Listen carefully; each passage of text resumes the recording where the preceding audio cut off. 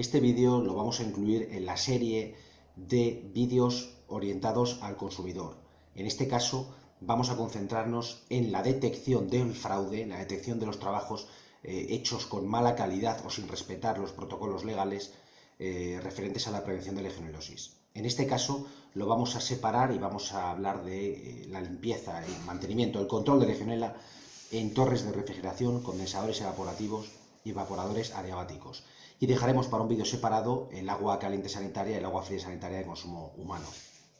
Con respecto a las torres de refrigeración, existe evidentemente toda una gama de mañas, triquiñuelas y, a fin de cuentas, pequeños fraudes orientados a maximizar la productividad de la empresa a costa del cliente, es decir, a invertir menos personal, menos tiempo, productos más baratos o personal menos cualificado. Ese es un poco el cuadro de acción. Vamos a empezar por la mano de obra. ¿Cómo hace una empresa para emplear menos mano de obra de la necesaria en limpiar su torre? Pues sencillo, mandando a una sola persona. Esto es inaceptable. ¿Por qué? Por las siguientes razones. Al limpiar una torre, uno tiene que meterse dentro, tiene que entrar dentro de la carcasa de la torre o del condensador. Eso implica que las máquinas se quedan fuera, es decir, el aspirador sólido líquido que utilizamos para sacar el agua y para sacar el lodo se queda fuera. Alguien nos lo tiene que encender y que apagar, y alguien nos lo tiene que vaciar cuando se quede lleno de agua o de barro, cosa que ocurre frecuentemente. También se queda fuera la hidrolimpiadora. Nosotros solo nos quedamos dentro con la pistola de la hidrolimpiadora. De manera que alguien nos la tiene que encender y apagar.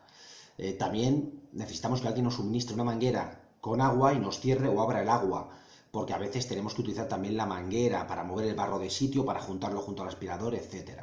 Es decir, tenemos una gama de maquinaria que tenemos que operar desde fuera de la torre, mientras que la otra persona tiene que estar dentro con una máscara, con guantes, con un mono, de manera que prácticamente no puede ni comunicarse, de forma que es absolutamente necesaria la asistencia desde el exterior. Si a esto le sumamos lo que pesa la maquinaria, lo que pesa las mangueras, lo que cuesta recoger mangueras, cajas de fontanería, hidrolimpiadora, aspiradora, limpiadora, una hidrobuena va de 15 kilos a los 40 y un aspirador decente no baja de 12 kilos. A eso le sumamos las mangueras, etcétera, y tenemos mucho peso, todo eso hay que moverlo a la azotea. Por último, también hay que citar que una torre es un espacio confinado, de manera que legalmente estamos obligados a ir acompañados. Solamente por esa razón queda descartada cualquier empresa que les mande a una sola persona. Es decir, se trata de mandar a menos gente y además menos horas. Y ahora hablamos sobre qué es lo que hacen mal para emplear menos tiempo. No se respeta el protocolo legal a la hora de limpiar la torre. Es decir, el protocolo consiste por encima en lo siguiente. Se dosifica la torre con unas concentraciones especiales de choque más elevadas que las de mantenimiento, ¿de acuerdo? Se espera 3 o 4 horas según el protocolo. Hay protocolos para torres que paran, para torres que no paran, para determinados niveles de hipoclorito sódico, 5 ppm o bien por encima de 5 ppm, son 3 o 4 horas, pero bueno, nosotros no vamos a utilizar por lo general biocidas oxidantes, de manera que los protocolos del Real Decreto nos valen como orientación. En cualquier caso, son 3 o 4 horas de recirculación, de mover constantemente ese producto en el circuito, seguido de un vaciado completo del mismo. Es decir, no vale con vaciar solo la balsa, hay que vaciar por completo. Desde la balsa, toda la vertical de tuberías, bueno, a veces van en horizontal, pero generalmente caen por debajo del nivel de la torre para que sea posible vaciarlo. De manera que hay que vaciar por completo esas tuberías por el lado inferior. Mantenimiento suele presentar reticencias para ayudarnos con esto porque a ellos les implica purgar las bombas que cogen aire, les implica limpiar los filtros de las bombas, etc. En cualquier caso, tiene que hacerse porque así eliminamos toda la materia orgánica que esos productos químicos han removido de las paredes del circuito, de las tuberías. Tenemos un montón de óxidos metálicos procedentes de las tuberías, tenemos un montón de óxidos orgánicos procedentes de la biocapa y un montón de producto químico agresivo que hay que tirar, que hay que sacar del circuito.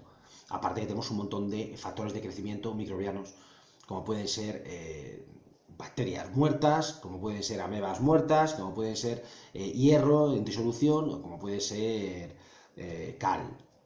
Es decir, todo eso hay que eliminarlo del circuito. Después hay que hacer la limpieza. Y después de hacer la limpieza hay que hacer un llenado completo. Tras el llenado completo, finalmente ponemos el biocida de mantenimiento en las concentraciones mucho más bajas. En eso consiste el protocolo. Está claro que tenemos que esperar 3 o 4 horas. Vamos a poner 3. Vamos a coger el caso más favorable para la empresa que presta servicio. 3 horas de recirculación.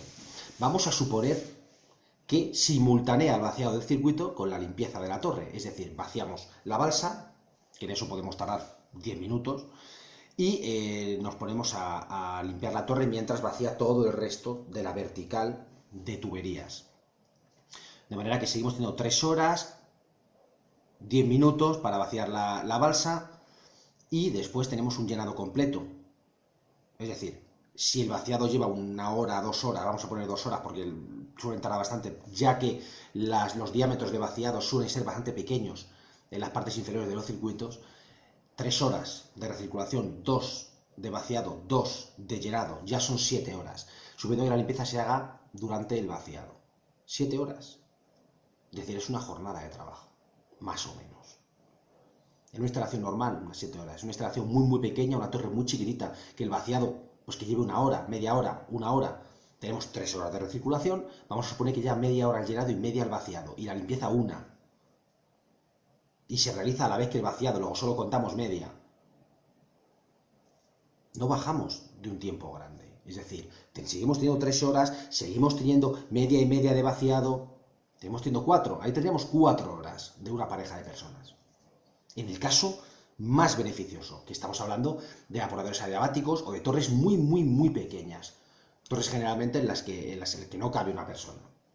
Pero las demás torres, que son mayoría, nos vamos a ir a una jornada de trabajo. De manera que aprendan a identificar eso, es decir, intenten contrastar las horas de llegada, las horas de marcha del personal que tienen contratado para llevar el tratamiento con los protocolos que recoge el Real Decreto 865 en los anexos.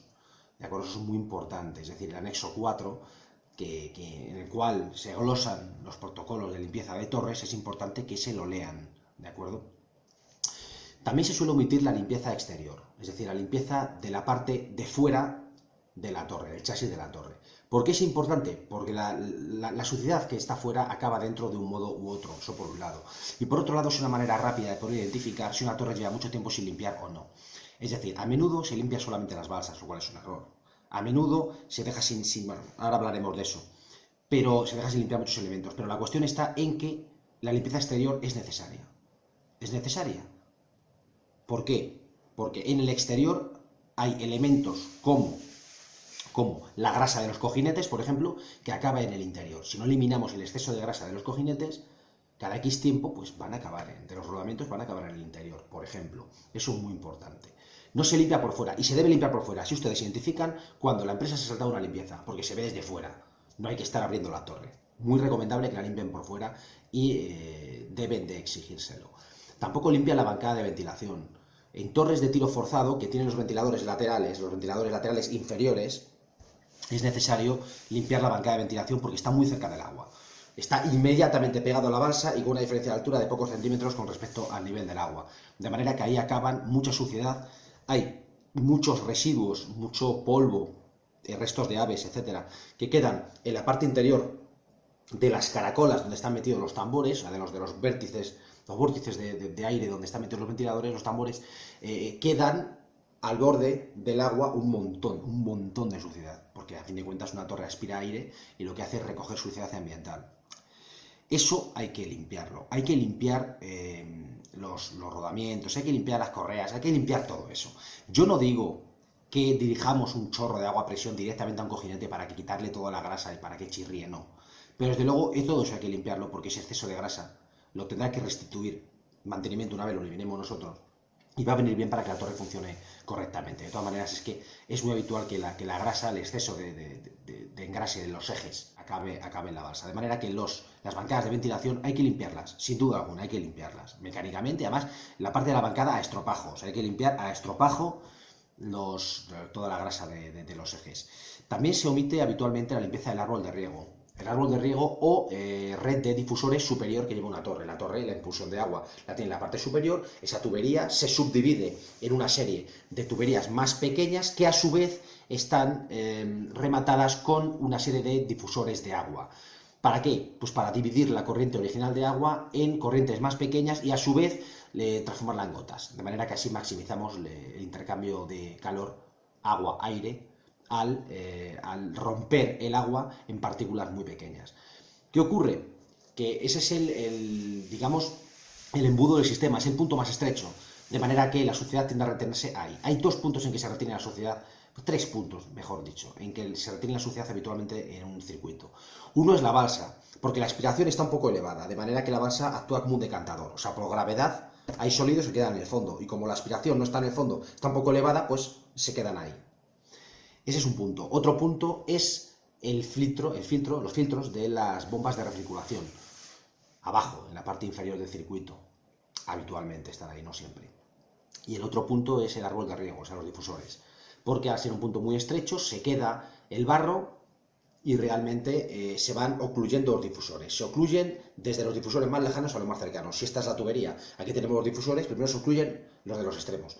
Y según se va acumulando barro, se van ocluyendo todos los demás hasta llegar a la tubería. Esto se distingue rápidamente porque en cuanto abrimos el separador de gotas de una torre, con la recirculación encendida, vemos rápidamente si hay difusores que no echan agua. Eso se ve rápido. Esas pérdidas hay que sacarlas. Hay que tener mucho, eso no se suele hacer, esto es importante, por eso lo especifico. Hay que sacarlas, hay que quitar las gomas, que tienen una junta de doble labio, que se suelen fastidiar. Hay que ver si fugan entre la pérdida y la junta. Hay que ver si los difusores tienen todas las gomas de junta y también tienen una junta de doble labio, etcétera. Hay que golpear la pértiga contra el suelo con la boca hacia abajo para que todo ese barro salga y una vez que ha salido utilizamos la hidrolimpiadora por dentro. En ese orden, porque si no compactamos la suciedad. Tiene que ser antes sacar los sólidos gruesos y finalmente utilizar la hidrolimpiadora. Es importante que si no conseguimos eliminar el atasco tenemos que quitar los difusores para poderlo eliminar y luego volverlos a poner. ¿Esto qué origina? Origina gomas que una vez que se sacan no se pueden volver a meter porque están hinchadas y podridas, gomas que están rajadas, rotas, etc. Es decir, una limpieza bien hecha siempre les va a originar un parte de desperfectos de pequeño coste, como son gomas, sobre todo gomas y juntas, alguna pérdida que se fastidie, algún difusor que falte, que a menudo hay difusores que al romperse la goma, la tubería escupe el difusor por presión, el agua escupe el difusor, que acaba en la balsa, y el problema es que como se pierde menos carga donde falta el difusor, porque es un agujero más grueso, toda esa pértiga de difusores solo va a echar agua por donde falta el difusor. Así que perdemos un montón de difusores, dejan de ser funcionales, es muy importante revisarlo. De manera que una limpieza bien hecha siempre le va a originar un parte de desperfectos. Ustedes tienen que restituir esas juntas, es importante que las tengan previamente. Son repuestos que no se fastidian mucho, pero que si no se revisan, la torre enfría menos. El coste energético se dispara, esto es muy importante. Una torre con el árbol de riego fastidiado es una torre que enfría peor, gasta más energía. Van a tener que tener más recirculación, más horas de recirculación encendida, activada, van a tener más horas de ventilación de los ventiladores activados con las bancadas encendidas, etc. Es decir, eso es muy importante para contener sus propios costes. Otra triquiñuela de las empresas del sector es no utilizar jabones. Es muy importante utilizar detergentes. Aparte de que el Real Decreto obliga a ello, es que es muy necesario para desengrasar, para quitar esos restos de grasa de los que hemos hablado y para quitar también restos orgánicos de biocapa, que son mucopolisacáridos que quedan pegados en el interior de las tuberías, especialmente en la línea de flotación del agua. Más especialmente todavía en torres de tiro inducido que tienen toda la aspiración vista, es decir, como no están los ventiladores abajo, están arriba, puede entrar bastante luz por las entradas de aire de la torre, de manera que tiende a haber crecimientos de algas y las algas generan ese moco junto con las amebas y eso solo se quita utilizando fuerte detergente. Los detergentes se tienen que utilizar aspirándolos por Venturi con la hidrolimpiadora o bien directamente con estropajo y un barreño. O sea, la limpieza puede ser todo lo mecánica o todo lo manual que se quiera, pero lo que tiene que ser es exhaustiva. Lo que importa son los resultados, no solamente la maquinaria. En el tema de limpiezas, lo último que tengo que comentar es precisamente esto que he esbozado sobre los desperfectos. Es decir, una limpieza origina un informe y en ese informe decimos qué es lo que está roto. Roturas típicas. Tiene holgura la boya mecánica. Las chavetas de articulación de la boya, algunas se ha perdido. El tapón de goma, el sello de goma, ¿de acuerdo? ¿Qué es lo que ocluye finalmente cuando sube la boya? Está fastidiado, por ejemplo. Faltan lamas en torre de tiro inducido, faltan lamas en las tomas de aire, por ejemplo. La torre chirría, correas destensadas, rodamientos no engrasados, pértigas que faltan, fuga de agua entre la tubería y la pértiga por la junta, de manera que tiramos menos agua por los difusores y bastante agua por la junta defectuosa. Faltan difusores en algunas pértigas, de manera que muchos difusores ni siquiera funcionan. Hay difusores ocluidos, ese tipo de cosas. Un informe de una limpieza tiene que incluir ese tipo de cosas. Y si no hay nada roto, nos tiene que proporcionar el mismo informe sin rellenar, es decir, sin tachar en el checklist determinados defectos, pero tiene que haber, como luego comentaré al respecto de otros elementos del tratamiento, tiene que haber siempre una identificación del equipo, una identificación de la persona que lo ha revisado, la fecha y los desperfectos. Es decir, si no hay desperfectos también se registra que no hay desperfectos. Y tiene que haber la firma de un operario, de una persona que atestigüe, que se responsabilice de que en esa fecha esa instalación no tenía desperfectos. Con respecto a la otra fase del protocolo, la recirculación, es importante entender que no se suele respetar. O sea, como podemos comprender, las 3-4 horas no las respeta casi ninguna empresa. ¿Por qué? Evidentemente por contención de costes. Se compite mucho en precio y se tiende a ahorrar en este tipo de cosas. Solo hay una manera de entre comillas, saltarse la recirculación, es decir, de no estar esperando en la instalación 3-4 horas. Es hacer una visita extraordinaria el día antes, la víspera, dejar la recirculación encendida, hacer la dosificación y dejarlo toda la noche moviendo los productos. Hay que afinar un poquito más con las concentraciones, porque son más horas y puede ser más agresivo para el circuito, también muy efectivo, pero es la única manera de evitar al día siguiente tener que esperar 3 o 4 horas.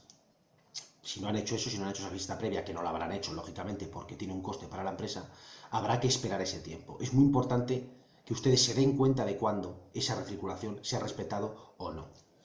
El siguiente punto que se suele hacer mal es utilizar biocidas oxidantes, biocidas baratos. Un biocida oxidante puede ser muy barato como el hipoclorito sódico o puede ser menos barato como los peróxidos, que son a la vez más letales, se usan concentraciones menores y además son más caros. De manera que si utilizamos peróxidos no tenemos por qué pensar mal de la empresa. Puede ser un producto que bien utilizado es muy útil. Pero si utilizamos hipoclorito sódico hay que tener cuidado porque es un producto muy barato y se dosifica en forma de chutes. Es decir, se escucha mucho el oír hablar de chutes de cloro. Luego hablaremos de eso más adelante con respecto a las analíticas. Pero hay que tener mucho cuidado cuando una empresa usa cloro y hipoclorito porque es muy barato y lo va a usar siempre en exceso. Es decir, se va a ahorrar visitas extras, se va a ahorrar limpiezas extras, se va a ahorrar positivos de legionela o recuentos elevados de aerobios a base de sobredosificar cloro. ¿Quiénes pierden? Ustedes, porque están comprometiendo su inversión. Es decir, ese circuito va a durar menos años, esa instalación va a tener un tiempo de servicio inferior. También tenemos que hablar del mantenimiento de los equipos de instrumentación y control en las torres. Cómo se mantienen estos equipos y si realmente se mantienen adecuadamente por parte de las empresas a las que está delegado ese mantenimiento. Empezamos por las revisiones. Una empresa seria les va a revisar los dosificadores quincenalmente, cada 15 días, no cada mes. Si lo hacen cada mes es para ahorrarse una visita, porque lo que hacen es hacer a la vez la revisión que la toma de muestras mensual. De manera que ahí se ahorran tiempo y un desplazamiento. La cuestión está en que los dosificadores, cuando están a la intemperie, o bien directamente expuestos, o bien dentro de un cuadro protegidos, pero que el cuadro está a la intemperie, se generan altísimas temperaturas. Esas temperaturas tan altas hacen que el líquido que transporta las dosificadoras, el producto de tratamiento, como tiene base acuosa, evapora y genera burbujas de vapor de agua. Esas burbujas hacen que la bomba funcione en vacío y ya sea incapaz de absorber más producto de las garrafas. De manera que, sobre todo las bombas electromagnéticas, con las peristálticas pasa menos. Pasa, pero pasa menos, son más difíciles de descebar. La consecuencia es que desde que ese episodio ocurre, la bomba trata de funcionar pero no consigue inyectar producto, de manera que puede haber una serie de días bastante larga en la cual la torre no tiene ningún tipo de dosificación. Por eso, una visita mensual es insuficiente, porque este episodio de generación de gases o absorción de gases exteriores si le entra aire porque las juntas tóricas estén fastidiadas, pues si ocurre al día siguiente de que esa empresa haya hecho la visita, vamos a estar un mes completo sin dosificación. Una empresa que hace visitas mensuales muy largas de resultados perfectos. Luego hablamos de eso. Es decir, evidentemente tiene que haber episodios de amplificación microbiana vinculados a averías de la bomba. Las bombas no son mágicas. Las bombas se averían constantemente y cogen aire constantemente. De manera que hay que preguntar si tenemos una serie de resultados muy larga, si esos resultados son ciertos, sobre todo si el control es mensual. También habría que hablar de que tiene que haber un programa de restitución, o sea, de cambio de elementos en los dosificadores o en las purgas previos al fallo. Y esto es muy importante especificarlo. Una reposición previa al fallo, es decir, quitamos elementos que todavía funcionan. No son reparaciones. Así evitamos que ese material falle. No llegamos al fallo y nos evitamos un episodio de amplificación microbiana. Es decir, elementos de este tipo, ¿cuáles son? Tubos de impulsión, tubos de polietileno rígido en las dosificadoras que a veces pues se rompen y nos tiran el producto al suelo en vez de a la torre. Tubos de aspiración de PVC transparente, que a menudo están rajados por el sol y por ahí cogen aire. En el momento que están un poco perforados, cogen aire y la bomba no es capaz de aspirar producto de la garrafa. La junta tórica del cabezal.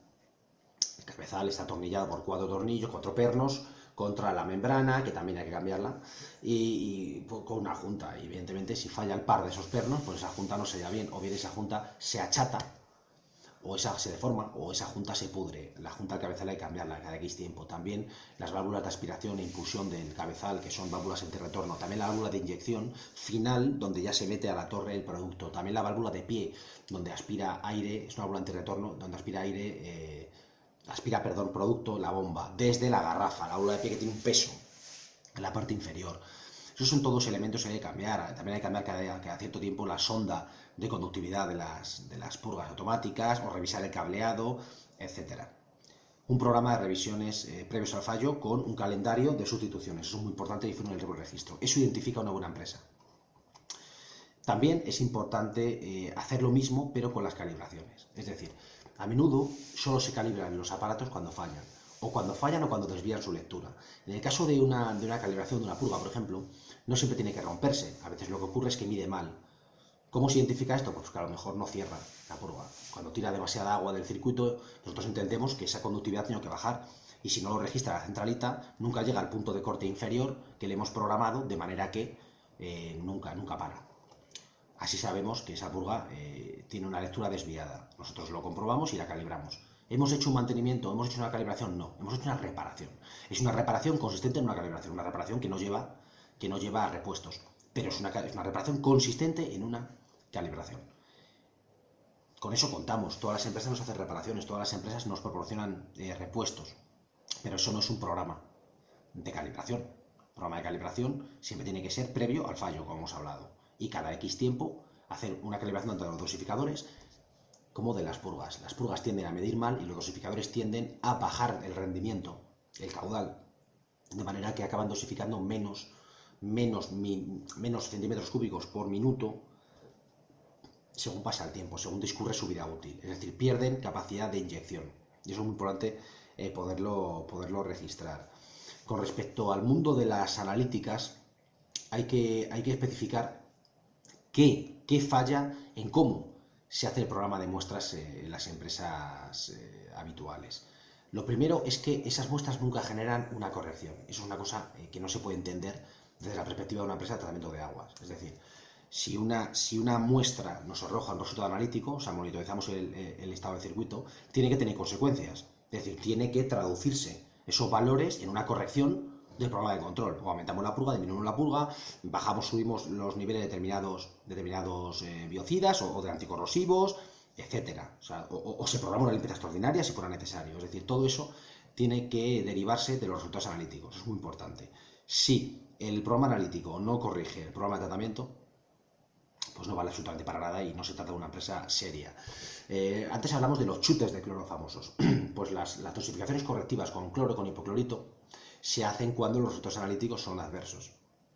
De hecho, lo más habitual es que ustedes detecten que la torre huele a cloro y el resultado analítico no sea malo. ¿Por qué? Porque probablemente le hayan ocultado el resultado negativo, es decir, le hayan falsificado el análisis. Eso es muy importante, es decir, se tiende a corregir con cloro resultados analíticos adversos, a ocultar los resultados analíticos y luego volver a tomar la muestra después de esa dosificación correctiva. A veces, en vez de falsificarse, lo que se hace es omitirlos, es decir, destruirlos y volverlos a tomar. De hecho, ustedes lo notarán que un mes han venido 2 veces. ¿Por qué? Pues porque una vez han venido, les ha dado legionela, o les ha dado un nivel de anaerobios muy alto, han dosificado cloro, lo cual es muy perjudicial para la instalación, y bueno, pues una vez que han negativizado esas poblaciones microbianas, las han bajado de nivel, pues lo que hacen es volver a tomar la muestra. También en el mundo de las analíticas se hace mucha falsificación, es decir, ¿por qué? Porque las empresas tienden, como son las empresas son los clientes, las empresas de tratamiento, los clientes de los laboratorios, tienden a presionar a los laboratorios para que les den negativos, análisis positivo de Legionela, para que les den análisis de aerobios con los resultados manipulados, etcétera. Esto es muy habitual. Esto lamentablemente lo he visto hacer mucho. No lo hacen todos los laboratorios, evidentemente. Hay laboratorios muy fiables y muy íntegros, pero otros no se arriesgan a perder el cliente y le hacen esa clase de favores. Es importante que también ustedes entiendan que no pueden contratar a una empresa y que ese contrato incluya las analíticas. Eso es un error. Ustedes tienen que tener cuidado con lo siguiente. Tienen que controlar los incentivos económicos, los incentivos espurios en la empresa de tratamiento. No pueden permitir que la empresa de tratamiento gane más si les originan un coste mayor, por ejemplo, de producto químico. Eso es un error. Si ustedes le compran el producto químico a la misma empresa que les da el tratamiento, hay un incentivo económico para que esa empresa gaste más producto y ustedes aumenten su facturación. O sea, la facturación de esa empresa queda aumentada a costa suya. Y eso es muy importante que lo eviten. Si cogen alguna vez una empresa y el contrato incluye el producto, cierren un precio de contrato. Es decir, cierren un precio incluyendo el producto. De manera que no les puedan cobrar un extra. Si gastan más, eso es importante. Pero aún así, mejor todavía que esa opción es que ustedes compren el producto. Es decir, que ellos elijan un producto que utilicen y ustedes lo compren. O mejor, que no lo elijan ellos, lo eligen ustedes.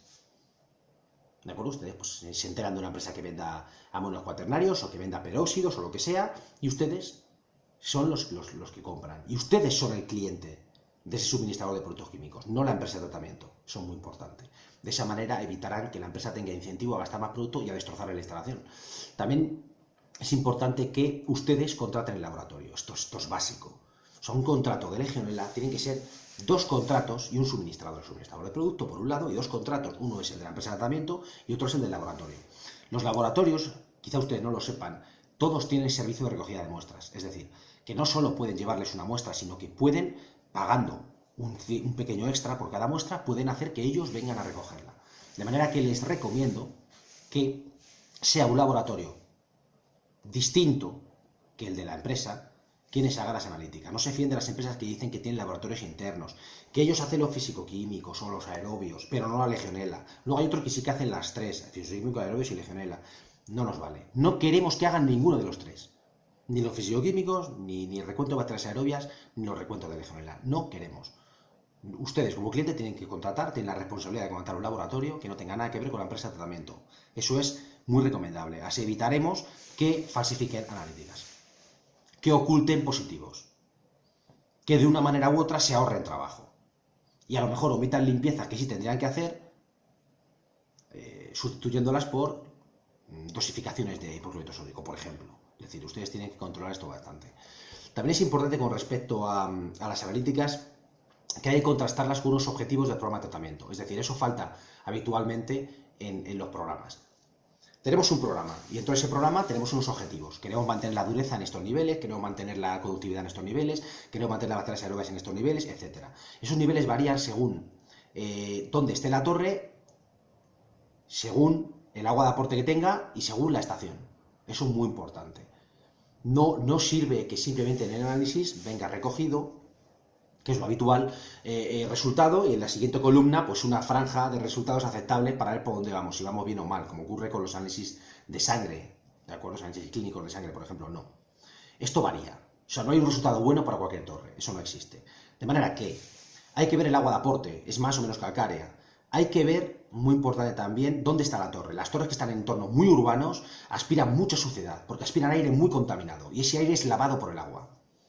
Una torre enfría agua con aire, pero a la vez lava el aire. Es un resultado indeseado, pero ocurre, lava el aire. Es decir, toda esa pulverización de agua sobre el aire, el agua que estaban en el aire. De manera que tenemos en el agua de torres metales pesados, un montón de polvo ambiental, ácaros, de todo. De manera que hay que ver muy mucho dónde está la torre. Una torre en un entorno industrial se contamina más que en un entorno rural. Por ejemplo, en un entorno urbano se contamina más que en un entorno industrial. Es decir, todo eso hay que verlo. Eso es muy importante. De manera que el programa de tratamiento varía en el tiempo y en el espacio. O sea, en el espacio depende de dónde está la torre. Y en el tiempo dependiendo de la estación. De manera que eso tiene que estar reflejado en el libro de registro. No vale con que el ANSI esté bien. Para eso no hace falta una empresa de tratamiento. Para ver que hay una legionela, ya está. No es tan sencillo. Eso no es así. También hay que hablar de las series largas de resultados positivos. Como suelo decir yo, cuando algo es demasiado bueno para parecer verdad, es que es mentira. Es decir, hay que no creer ese tipo de resultados. ¿Por qué? Porque sencillamente en la vida real las cosas fallan, las purgas fallan, los dosificadores fallan, el agua de aporte varía su calidad porque la compañía no siempre manda la misma calidad de agua de aporte, a veces se nos cuela una paloma en la torre, la destroza los ventiladores y eso nos mete materia orgánica en la torre, a veces las palomas cagan por el separador de gotas, a veces porque haya mucha materia orgánica en el agua, incluso, o minerales en el agua, incluso nos llegan a crecer plantas con raíces en los separadores de gotas. A veces ocurre de todo, o papel acaba dentro de las torres, puede ocurrir muchas cosas y todas ellas alteran los resultados analíticos. Es decir, las series muy largas de resultados, siempre que estén perfectos, no son creíbles, no son verdad, eso lo tienen que tener muy claro. La única manera de obtener algo así, que sí se puede conseguir, es cuando el mantenimiento biológico de la torre lo hace el personal de mantenimiento físico que está en la instalación. Cuando ellos miden el biocida a diario, cuando ellos dosifican el producto químico con una probeta, con sus propias manos, cuando ellos regulan la purga a mano. Cuando el control es diario, evidentemente, sí se pueden obtener esa calidad en cuanto a las series de resultados, pero con visitas mensuales o quincenales incluso es bastante difícil. De manera que no tiendan a no creérselos. Además, hay que ver el análisis que se hacen de esos resultados. Es decir, una mala empresa, cuando tiene un montón de análisis que todos salen bien, les dirá todo va perfecto, todo va genial, no hay que hacer nada. No hay que corregir el programa de tratamiento. Una buena empresa les dirá, vamos bien analíticamente, vamos a probar si podemos bajar costes. ¿Cómo? Tirando menos agua por la purga y utilizando menos productos químicos. Porque, eso se lo puedo asegurar, es muy fácil mantener una torre en un estado biológicamente seguro. Es decir, que no se disparen las materias aerobias y que no se dispare la legionela. Es muy fácil. Y se hace disparando sus costes. Si yo como empresa disparo sus costes, los de ustedes como cliente, automáticamente tengo una torre que siempre está perfecta. ¿Cómo? Pues muy sencillo. Hago una dosificación bestial de productos químicos y además hago una purga bestial del circuito. O sea, meto mucho producto químico y encima purgo mucho. De manera que elimino mucha suciedad, mucha materia orgánica y además meto muchos productos para controlar los microorganismos. Siempre tengo la torre perfecta. Pero evidentemente ustedes están pagando un dineral por ello. Y para eso no hace falta una empresa. O sea, para tirar agua y meter producto químico vale cualquiera. Ustedes contratan una empresa de tratamiento de aguas, a fin de cuentas, ¿no? Porque el control de legionellosis es una variante del tratamiento de aguas, en gran parte. De manera que es importante que tengan claro eso. Las series muy largas de analíticas buenas tiene que ir acompañada de ir testando una bajada en los productos químicos y una bajada de la purga, hasta que las baterías aerobias empiecen a subir y ya sepamos cuál es el límite. Si todo sale bien mucho tiempo, o es mentira o es porque estamos gastando más agua de la necesaria o metiendo más productos químicos de los necesarios. Ya finalmente, con referencia al libro de registro, o sea, la documentación que ustedes reciben por parte de la empresa de tratamiento y que incluye un montón de papeles, vamos a hablar de algunos elementos que distinguen a una buena empresa. El primero es que sea digital. Estamos en el siglo XXI y el libro de registro tiene que ser completamente digital. Aunque se genera un montón de documentación manuscrita por parte del personal que visita su instalación, toda esa documentación tiene que ser digitalizada en un momento u otro. De forma que hay una copia digital del libro siempre disponible. También es importante que contraten una empresa que tenga una página web con área de cliente reservada, de manera que ustedes metan su clave, tengan un área de clientes que solo pueden abrir ustedes y allí puedan descargar toda la documentación. ¿Por qué? Porque a veces el correo electrónico falla, el correo físico falla y bueno, una inspección de sanidad nos puede pillar, faltar un certificado de tratamiento que sí que está hecho el tratamiento, sí que está hecha la limpieza a lo mejor, o faltar un resultado analítico cuando el análisis sí que ha sido tomado. Entonces es importante que ustedes lo puedan descargar, así evitamos las llamadas de emergencia y bueno, los enfados, etcétera. Lo veo mucho más operativo. También es importante que en el libro de registro haya algún tipo de análisis estadístico de los resultados. Es decir, que ustedes vean algún tipo de gráfica, algún tipo de tabla. Teniendo en cuenta que estamos hablando de muy pocas muestras, porque son muestras mensuales. Es una gráfica de 12 puntos. Una gráfica muy fácil de hacer. Ustedes necesitan tener resultados gráficos sobre la conductividad, sobre la dureza, sobre el pH, sobre las materias aerobias, etc. Eso tiene que estar. Si no hay ningún tipo de análisis estadístico en los resultados, ¿para qué diablos estamos pagando esas muestras? ¿Solo para saber que no es legionela? No tiene sentido. Eso es necesario que esté en el libro y si no está, denota que es una mala empresa. Aparte, es bueno que esté porque implica que una persona con un cierto nivel formativo les ha prestado atención. Es importante entender que ustedes reciben mejor servicio cuanto mayor es el coste para la empresa que se lo presta. De manera que identificar un coste importante es ver cuándo ha invertido tiempo en nosotros un farmacéutico, biólogo, médico, ingeniero, o sea, un personal formado, la dirección técnica de la empresa, o un técnico si es que tienen aparte más licenciados. Es importante que un técnico haya invertido tiempo en nosotros. Y eso lo denotan los resultados estadísticos, el análisis estadístico de resultados. También es así con el plano descriptivo de la instalación, que a menudo falla. La excusa es que el cliente no me ha dado un plano, da igual.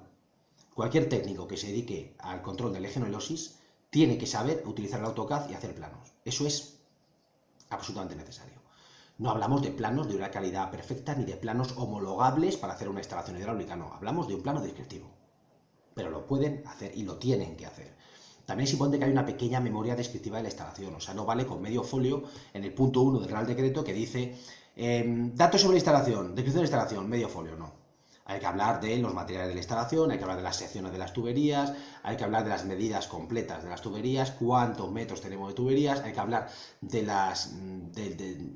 digamos, de la placa técnica de la torre, no solamente del modelo y de la marca, hay que hablar del peso en vacío, del peso lleno, de las frigorías, hay que hablar del caudal de la bomba de recirculación, hay que hablar de los horarios a los que más funciona, etc. Todo eso tiene que estar. Y eso también denota que un técnico formado ha empleado tiempo en ustedes.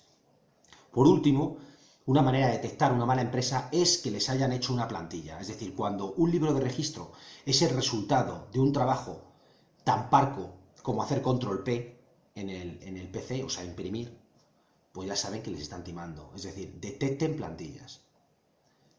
¿Su libro de registro le valdría a otro cliente con facilidad? Pregúntense eso.